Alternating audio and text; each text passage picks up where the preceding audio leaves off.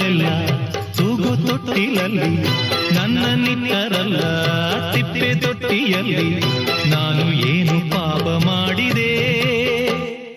ಅರ್ಧರಾತ್ರಿಯಲ್ಲಿ ಅರ್ಧ ನಿದ್ದೆಯಲ್ಲಿ